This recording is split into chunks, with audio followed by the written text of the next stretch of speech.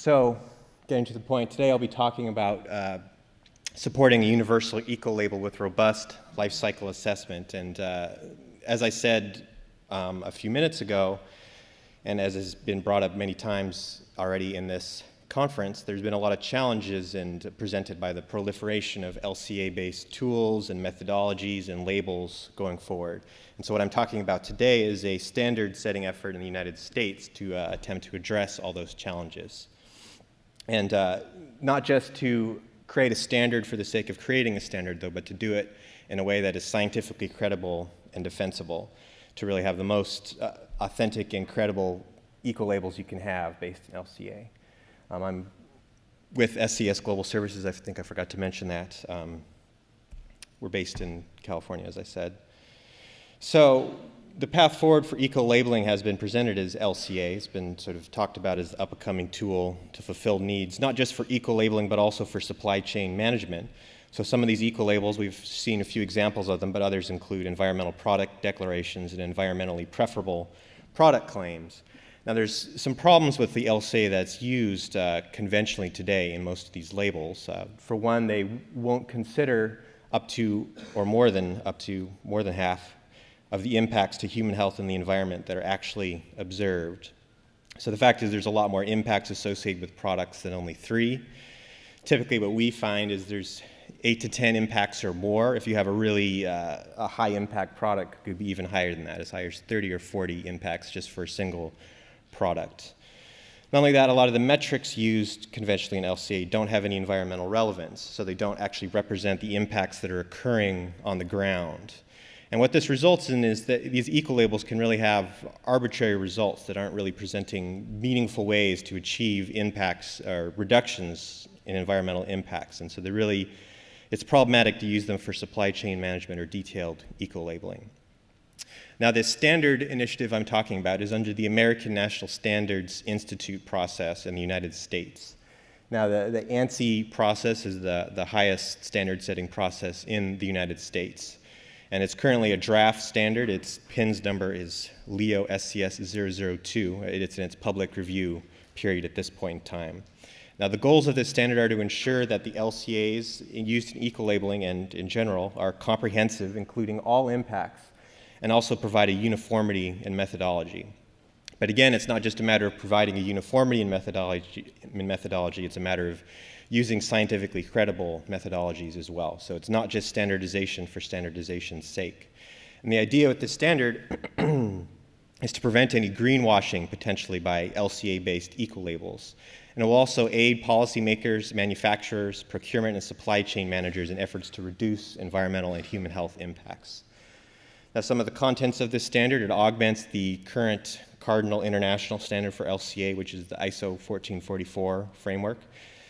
And not only does it do that and contain LCA guidelines, it establishes rigorous guidelines for LCA-based eco-labeling above and beyond the actual LCA framework that's used. LCAs under this standard will generate complete life cycle impact profiles, which includes all relevant impacts to a product system. Requires that measurements be environmentally relevant, so they actually accurately portray impacts that are occurring on the ground.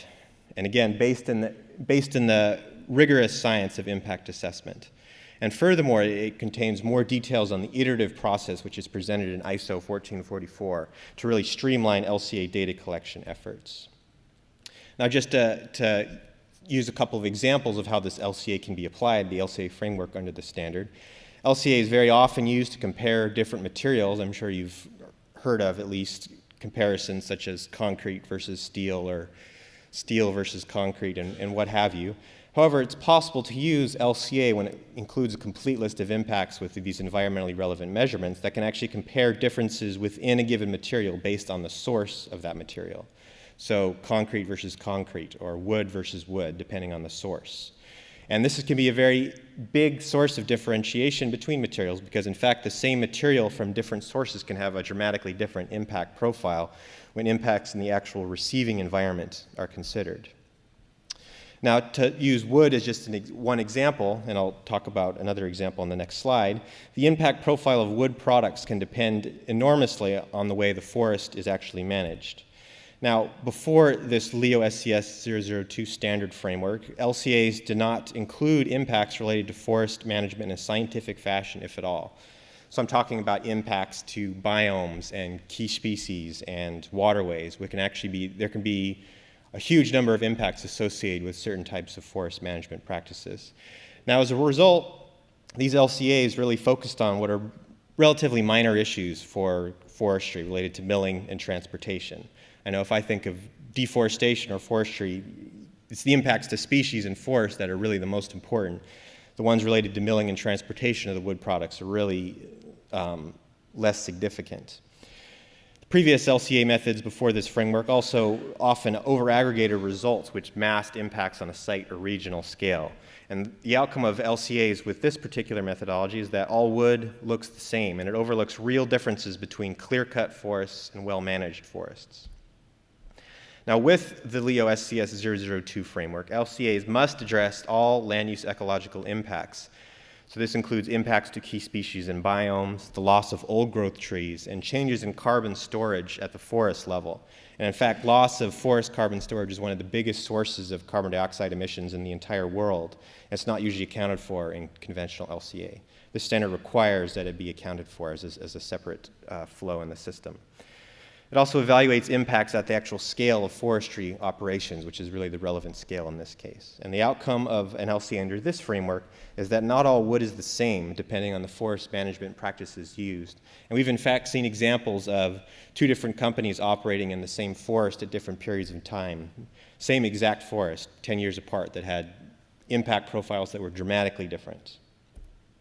Now, this same logic applies to other materials besides wood. So for example, steel. The impact profile of a material like steel framing depends in large part on where that steel is produced. So imported steel will have a radically different impact profile than steel produced in a place like North America or Europe.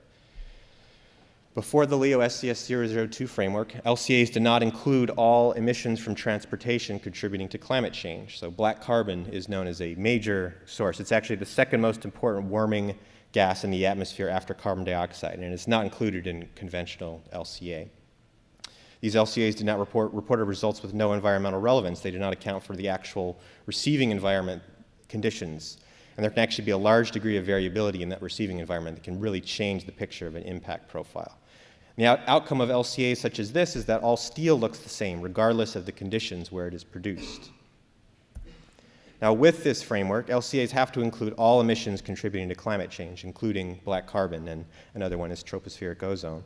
LCAs must account for variability in the receiving environment, which for a steel production system where you have blast furnaces which actually emit quite substantial emissions of all kinds of stuff, it requires that you account for the exposed population, so the number of people actually exposed to an emission, and the severity of the air exposure. How bad is the air quality already in this place, and how much of this pollutant are they actually being exposed to, as well as accounting for the exceedance of known health thresholds.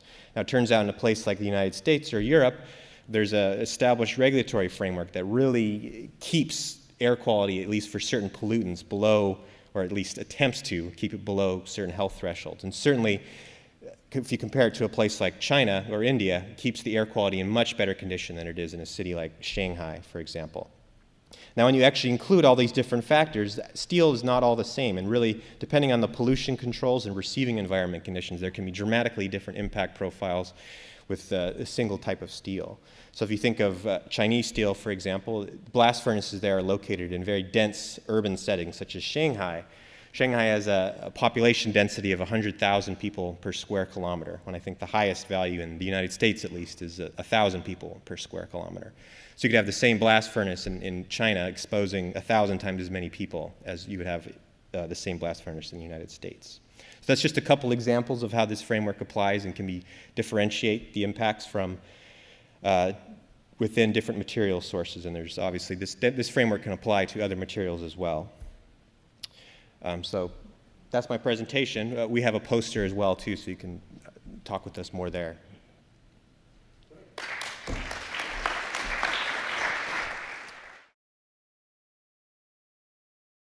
Now a public consultation process. What's the feedback been so far? Yeah, and to clarify that, the first public comment period of the standard ran for a little over 2 months, and it closed back in July. And the committee charged with developing the standard has about 25 members. It's a balanced stakeholder group and includes people from government, academia, industry, environmental groups, as well as LCA practitioners. And so right now that committee is dealing with all the comments that were received in that period. And in fact, there were about 40 different organizations which submitted feedback from about 450 comments in total. We had quite a lot of good and helpful constructive feedback to really bring the standard together, and from people even as important as we had a fellow from the Office of Science and Technology at the White House actually submit comments as well. So we got some really good constructive feedback. Good. Have you had feedback from the Chinese blast furnace owners? We did get some international feedback, but not to my knowledge from Chinese blast furnace owners. No. Sure, but the interesting thing here is that will have trade implications in the sense that it will, to a large extent, profile the footprint differences between locally produced and foreign produced in some cases. Yeah, that's very true, and it's important to emphasize that this is a voluntary standard at this point. It's not going to be enforced by any regulation. Yeah. Great. Look, could you turn the lights up slightly so I can see the audience? Let me just take a reading here. We've overshot the runway by 10 minutes now. My sense of it is that if we go for another 5 minutes, some quick questions, that will be fine. Or do people want to close down sooner rather than later? Another 5 minutes, okay? Yep, great, thanks. We have a question up there. Thank you very much. Tobias, Sebastian Humbert from Quentis. I was wondering if you already had experience to apply the standard, and if so, if you could share with the audience what would be your estimation of the challenge in terms of data collection, since what you presented requires more data than traditional LCA. Would you have an order of magnitude of a cost, let's say normal LCA comparing two average products would be around, let's say, $40,000, full LCA ready for disclosure. What would be the difference with this methodology? That's an excellent question, Sebastian. And in fact, this LCA framework has been used for some years now by different stakeholders. It's only now being formalized into a standard. Now, I didn't really talk about this in too much detail, but the standard provides more guidance on the iterative process, which ISO 14044 introduces. Now, in particular, the use of the environmentally relevant metrics can really focus and target the data collection efforts that are required. So, for example, if you are looking at the profile of a product and you found out that you had steel produced in China, you'd instantly know that that was going to be a hotspot and should be a focus of your data collection efforts. So it can really help to kind of cut through the weeds and identify where your data collection efforts are really needed, and so really focus that on what's required. The second part to that, too, is that the data that is required to do this, I mean, obviously you need your inventory data to start, but the type of environmental characterization data that's required is actually much more readily available than inventory data, much, much, much easier to collect. So if you're thinking of something like ambient air quality data, there's actually monitoring stations all over the United States and Europe, and they publish freely available databases of the air quality at all these cities for every hour of every day of the year. So it's very readily available data that does not require this sort of exhaustive inventory data collection that's required for the inventory phase. So having that targeted data collection because of the environmentally relevant metrics really, since it focuses your efforts, it doesn't end up being a more difficult or costly process than your typical LCA. And again, because these data requirements are so much more easily accessible. Thank you. Great, thanks for the question and thanks for the answer. One last question, we have a hand here. Could you stand up, please, so that the microphone bearer can see you? Thanks very much. And this will be the last question and answer, then we'll have some logistical announcements and break for lunch. Hello. Hello, Chester Tuari from Crown Packaging. Just a follow-up question on that. Is there going to be support for small and medium enterprises that might be interested in taking it up but just not have the capacity to collect that much data? So it's sort of irrelevant of the cost, it's just the time in collecting that data. And if so, could you explain? Thanks. So this standard is freely available, and again, I just want to be clear, it's not a software tool or a database. It's actually an LCA framework that is available. You can download it on a website right now, and so the framework part is freely accessible and easily accessible, but it's not a software solution in any sense, a software database solution.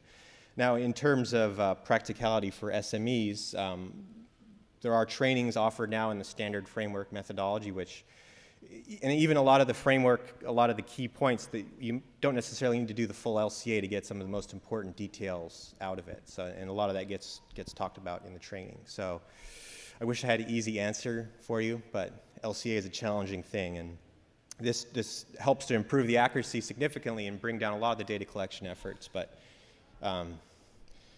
there's no silver bullet out there for small companies. Tobias, thanks very much.